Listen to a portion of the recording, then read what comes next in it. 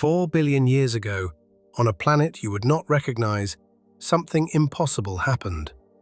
A handful of lifeless chemicals, the same dead matter as rock and water and air, began to copy themselves, to feed, to survive. That single moment is the reason you exist. Every heartbeat, every forest, every dinosaur that ever lived traces back to that one spark in the dark. For 70 years, the smartest minds alive have chased how it happened, and today we have never been closer. It is the oldest cold case in the universe, but we have suspects, we have hard evidence, and one clue so strange it had to be pulled from an asteroid. So let's open the file and finally solve how the dead became alive. So, where is the scene of the crime? Picture the early Earth. No blue skies, no breathable air, oceans of hot metallic broth, and the whole surface being hammered by asteroids on a schedule. A place where life should be flat out impossible. And yet, here is the first shock of the case. It showed up almost instantly.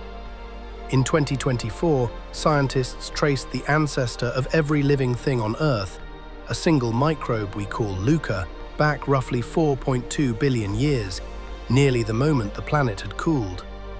Life did not wait around. So we are not hunting a creature, we are hunting the exact instant that dead chemistry woke up and learned to copy itself. 4 suspects stand accused of forcing that leap. Let's meet them.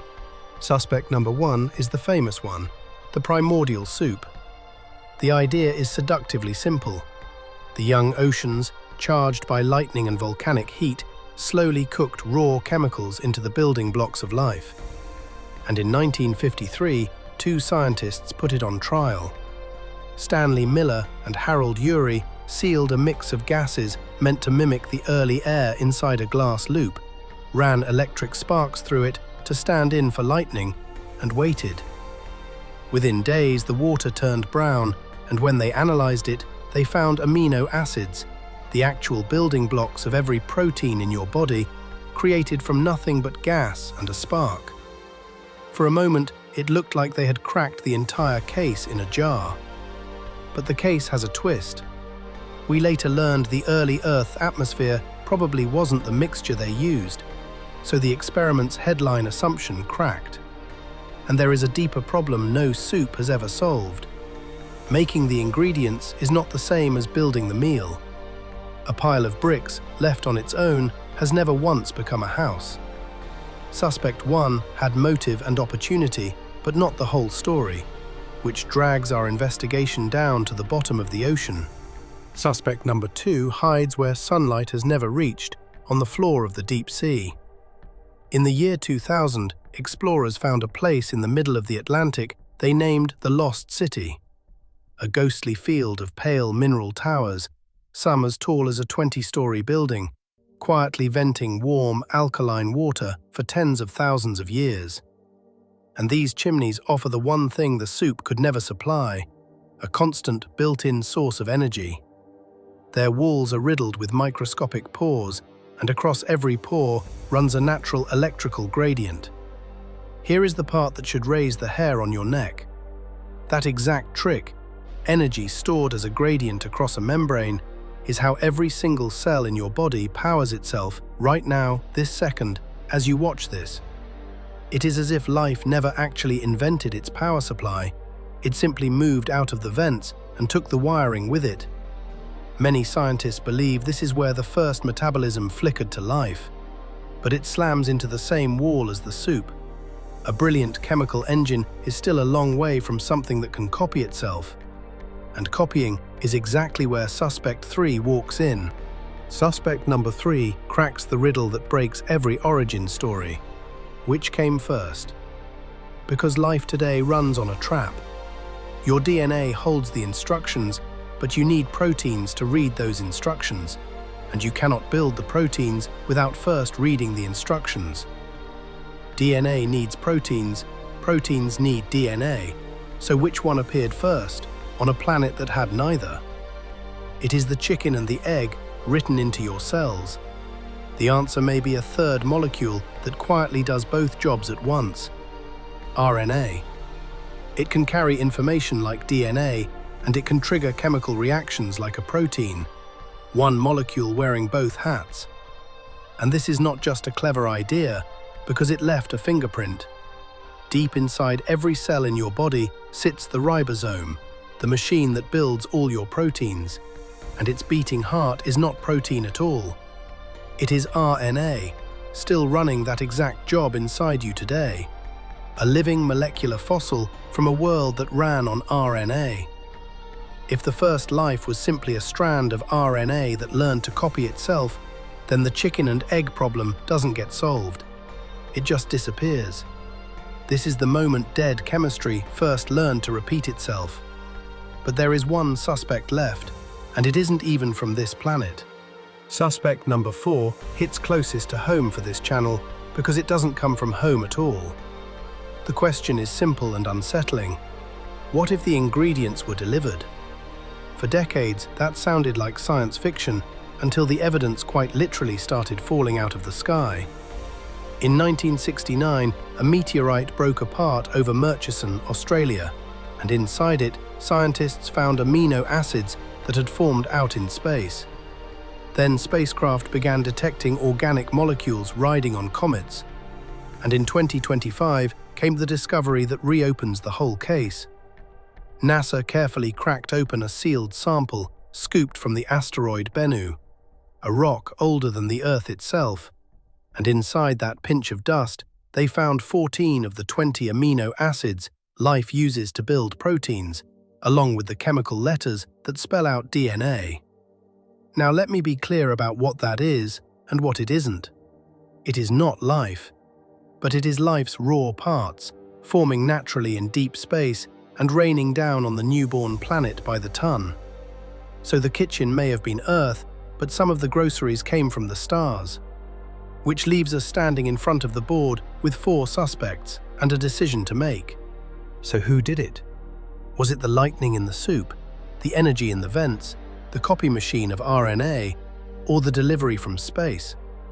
If you forced a detective to name a single culprit, they would probably bet on RNA, the one suspect that cracks the chicken and egg. But that is exactly the mistake this case is designed to catch, because the honest answer, the one the evidence keeps quietly pointing to, is the twist every good detective eventually reaches. It was never just one of them. They were all in on it, together. These 4 suspects were never really rivals. They are chapters of the same story. Picture it running in order. The raw ingredients forged in space and delivered to a young Earth, then concentrated and charged with energy at the vents, cooked further in the warm, shallow soup, and finally threaded into a strand of RNA that learned to copy itself and never once stopped. From that first copy, natural selection took over, and 4 billion years later, that same runaway chemistry is sitting here, built from stardust and seawater, making a video about its own beginning. It is a beautiful story, and it might even be the true one. But here is the honest part, the part real scientists will always tell you. No one has ever actually done it. We have built the individual pieces in the lab. We have made tiny bubbles that behave a little like cells, but nobody, anywhere, has ever crossed the full line from chemistry to life. Not once. Not yet. Which leaves the single question that makes this cold case the biggest one ever opened. If life began here almost the instant it was possible, and if its ingredients are scattered across asteroids and comets everywhere we point a telescope, then only 2 answers remain. Either life is a freak, a one-in-a-universe fluke that happened exactly once, on one damp rock, and never again anywhere. Or life is something the cosmos does almost automatically, every single time it gets the chance. And right now we genuinely cannot tell which, because we have exactly one example to reason from. One planet, one origin, us. But that could change with a single discovery. Find a second, independent spark of life, even one lonely microbe frozen beneath the ice of a moon like Europa, and the answer flips in an instant, from maybe we are alone to the universe is quietly full of us. That is why this unsolved case may matter more than any other we will ever open. So where does the file stand tonight? 4 suspects, and every one of them is partly guilty. A crime committed over 4 billion years ago, faster than anyone expected, using parts that were partly shipped in from space. And one final step, the leap from lifeless chemistry to living thing that we still cannot reproduce, no matter how hard we try. Case status: unsolved. But unsolved has never meant hopeless. It means the biggest question about your own existence, how the dead became alive, is still sitting out there in the open, waiting for the person who finally cracks it. And that person might just be someone watching this right now. If you want to keep decoding the universe's strangest unanswered questions, that is the whole reason this channel exists. One impossible thing, clearly explained every time. So subscribe and you won't miss the next case.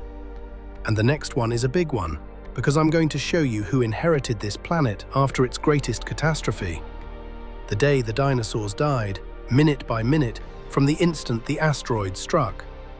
Before you go, help settle this case in the comments. Of the 4 suspects, which one do you think really started it all? And tell me which mystery I should open next, because the most requested case becomes the next video.